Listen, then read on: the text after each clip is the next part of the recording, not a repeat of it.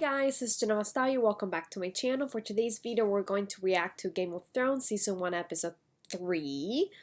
I'm losing track. I'm reacting to so many things. But anyway, so I'm quite excited for this. The second episode really left me a little bit unsettled, I have to say. So we'll see about this episode, and let's get into it. Do I have to marry her? Yes. She's very beautiful and young.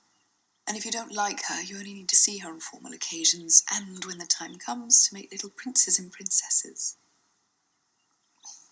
And if you'd rather fuck painted whores, you'll fuck painted whores. And if you'd rather lie with noble virgins, so be it. You are my darling boy, and the world will be exactly as you want it to be. That's Do not a something good nice with the advice, by the stock. way. I don't want to. No, but you will. The occasional kindness will spare you all sorts of trouble down the road. We allow the Northerns too much power. They consider themselves our equals.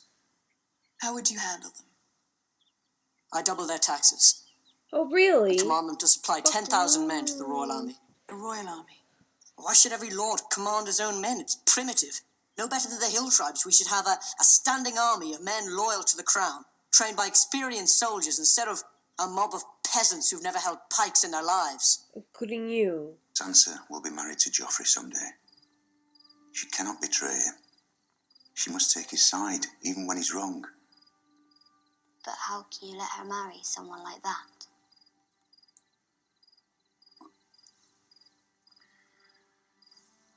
Look at me. You're a Stark of Winterfell. You know our words. Winter is coming. You were Jeez, I born got in the long chills. summer. You've never known anything else. But now winter is truly coming. And in the winter, we must protect ourselves. Look after one another. Sansa is your sister. I don't hate her. That's Not comforting. really. No, really. I don't want to frighten you, Cool. but I won't lie to you either. We've come to a dangerous place. We cannot fight a war amongst ourselves. All right? Go on. It's yours. He's such an honorable man. You little worm!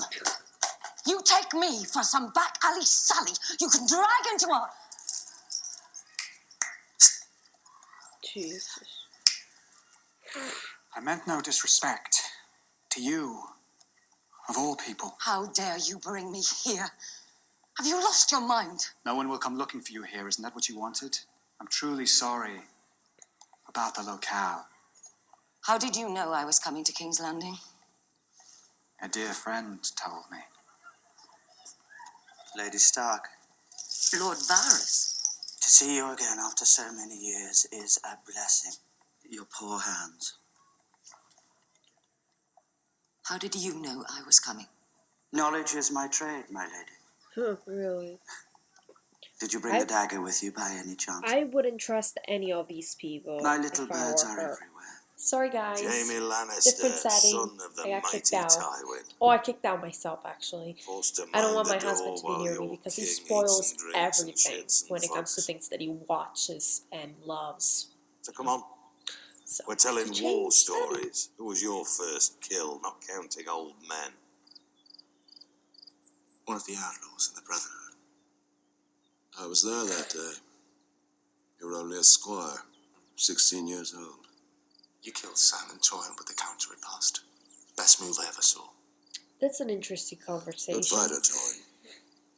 But he lacked stamina. You're outlaw. Any last words? I cut his head off, so now. What about Aerys Targaryen? What did the Mad King say when you stabbed him in the back? I never asked. Did he call you a traitor? Did he plead for a reprieve? He said the same thing he'd been saying for hours. Burn them all. You dare! You give commands to me! To me! You do not command the dragon. I am Lord of the Seven Kingdoms. I don't take orders from savages or their sluts. Do you hear me?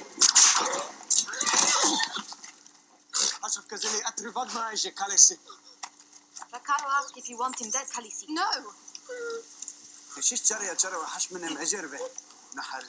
Ricardo said you should What take a ear waste, to this teach guy. respect. He's really a Please disgrace to the don't hurt Targaryen. him.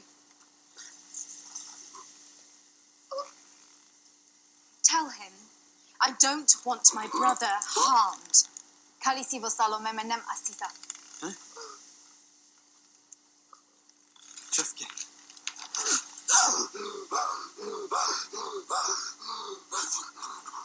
What? Kill these Dothraki dogs!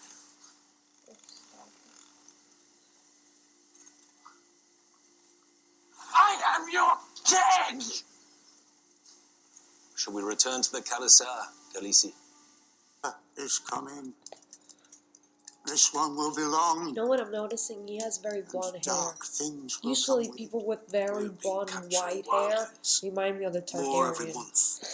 They're fleeing south. The ones who flee Right? say they've seen the White Walkers. Yes, and the fishermen of Lannisport say they see mermaids. One of our own rangers swore he saw them kill his companions. He swore it right up to the moment Ned Stark chopped his head off. The Night's Watch is the only thing standing between the realm and what lies beyond. And it has become an army of undisciplined boys and tired old men. There are less than 1,000 of Is us he now. blind? I can We understand. can't man the Oh, other he's not. castles on the wall. We can't properly patrol the wilderness. We've barely enough resources to keep our lads armed and fed. Your sister sits by the side of the king. Tell her we need help. When winter does come, God's help us all if we're not ready. Hey guys, so I came back to my spot. I regained my throne. So it was a good episode. It was a little bit much calmer, I think. It was more about confrontations and conversations. And the two conversations that I liked the most was the one between Joffrey and Cersei, and then Ned Stark and his daughter. I like these two conversations, like parent and child. I really like that. So it was a good episode. I like that. The second one really broke me. This one, it's just I recoup. So it's kind of a good balance, you know? It cannot be always like that episode. Please. It broke my heart, really. I need some I need some balance. I need some breaks. I need episodes that are a little bit calmer, a little bit more introspective and reflective. But I think it's not gonna last long.